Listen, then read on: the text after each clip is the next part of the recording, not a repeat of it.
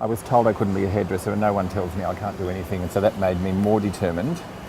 So someone asked me what I wanted to be. And I said I wanted to win a world or European hairdressing championship, and it took me until I was 36, but I did it. With lots and lots of practice. I've been 3 times Australian Hairdresser of the Year, trained 2 Senior World Cup teams, 2 Junior World Cup teams. I trained the Korean team for their first place in a World Cup Championship in 1990, which was in Rotterdam. Let me think. I had my own salon for 20 years, and I've just reorganised my salon, moved about 25 kilometres away to Richmond, New South Wales, and reopened in a heritage building. So I'm recycling an old building as well. And tell us about the techniques you use in your building. We've used recycled timber on the floor, which is Calgary pine, which matches the existing floor. We have many, many windows, so we make use of maximum light. All of our appliances are maximum energy efficient, and our lighting is also maximum energy efficient. So I think one light globe uses 0.000 of a watt in one day. So, it's all really good. We're very environmentally aware because where I live is in a country area. It's a heritage area, and anything like pollution or that sort of thing wears down old buildings and all sorts of things. So the whole district is very aware of such things. Yeah, it's all good. And what about a breakup? Do you ever have breakups?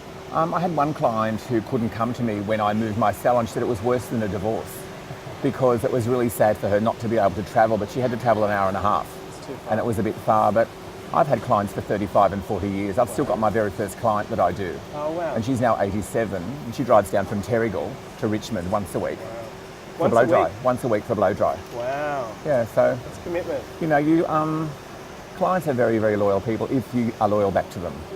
And it's sort of, you don't repeat what you hear. It's very private, very secretive, and you just don't go blabbing what you've heard to your girlfriends. I mean, one day in my salon I had a lady sitting next to another lady who was having an affair with the other lady's husband, but you just keep it quiet. You just do that. Like, you just keep it quiet. Really? Okay, whatever, and move on. And you don't ever betray confidence. It's one thing. It's all about being professional. Wow. Yeah, so we're very important. Extremely.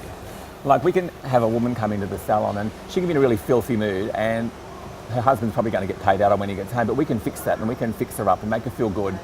And then when she goes home, she's a nice person, and her husband welcomes her and she welcomes him, and it's all good. You can't underestimate hairdressers or beauty therapists. Yeah. We used to be quite high up in what I would call the food chain, but now we're sort of a little bit lower. We should be higher up than the others, I reckon.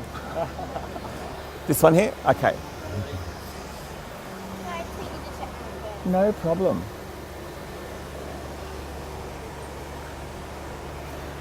Once again, I'm just checking for distorted ends and things like that. And how can you tell if the ends are distorted? You can see them. They look like a fish hook. They're actually distorted. And that's a sign of a very bad perming technician. Oh. Right. So how does that happen? What have they done wrong to make that happen? They haven't made the ends smooth onto the roller. When they've wound the hair down, the hair's actually hooked over itself. Other one? Are you seeing much of that today? None. Absolutely fantastic. None. Okay.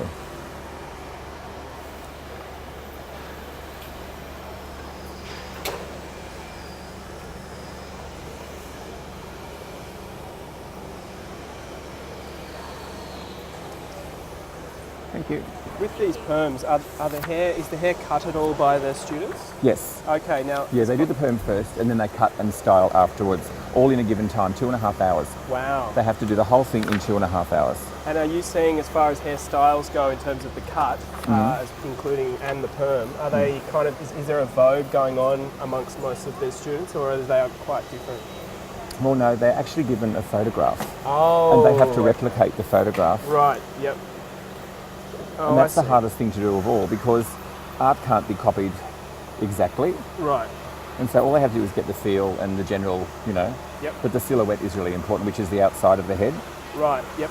That's very important. That's what they have to replicate. What do you think of this Mister's hairstyle that they've given?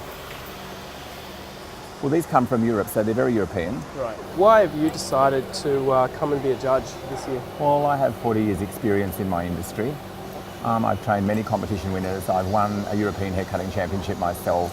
I've trained World Cup teams for Australia, which have medals, silver medal status.